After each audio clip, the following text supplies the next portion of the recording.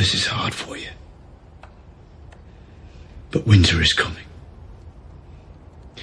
We know what's coming with it. We can't face it alone.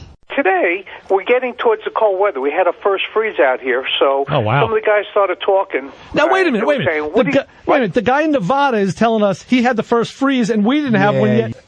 As a lot of guys are starting to store their gas equipment, their ATVs, their cars, that kind of thing, a lot of guys don't prep them out because you find in the springtime it won't start. This won't happen. Why is this all gummed up? What's all glued up? And they just don't take the precautions that people need to take when you're storing the vehicle, especially with the gasoline, with the ethanol. So what you can talk about later is Startron, the benefits of that. Quick reminders, especially on the East Coast with condensation.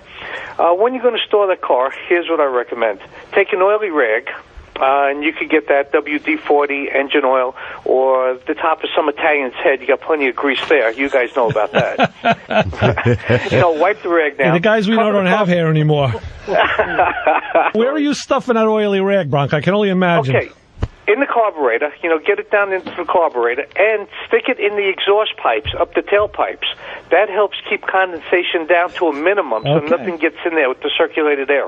If you have like gas tools, power motor, blower, that kind of thing, drain the carburetor. There's that little drain screw, because on the cars you really can't do it, but on your motorcycle, your ATV, your dirt bikes, motorcycles, open up the drain screw and drain the gasoline out of that carburetor, because I find that's the biggest problem with the ethanol, is that it tears up these carbs, it causes the gas to break down prematurely, and you create a lot of varnish, and then it becomes a very difficult starting situation. In some cases, you have to actually replace the carburetor.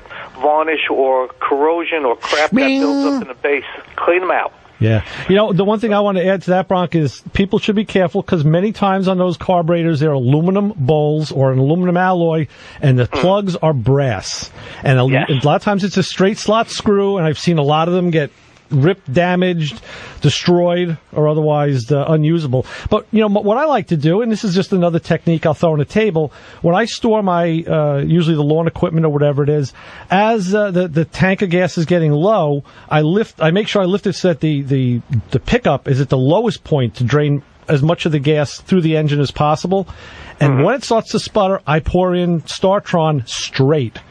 Perfect. And that runs through the engine and the carburetor because it will run on that stuff. And then let it stall out, die, and then store it. And I've never had a problem fresh gas and restarting it again in the spring.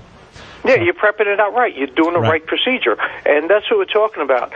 Also, if you're not a tech or a motorhead or a backyard mechanic, talk to somebody who's knowledgeable or hire somebody to come and do the prep right, for storage. Right. Because let's say you pay $50 to get somebody to come over and prep out the equipment, it's going to save you a couple of $100 on startup and replacement parts if a problem arises. Absolutely. Yeah. Where are you keeping this thing in an igloo? Point, and this you can agree, disagree with. I always raise the tire pressure about 10 pounds.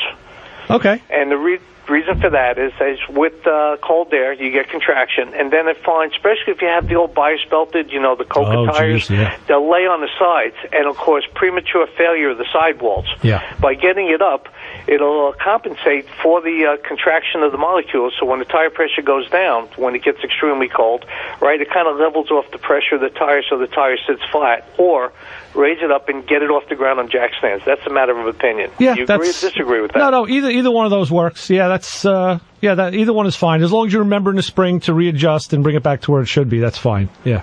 Right, and it's a good point you bring up to remember. Make a checklist. I did this, write it down, I did this, and leave it on the dashboard of the car.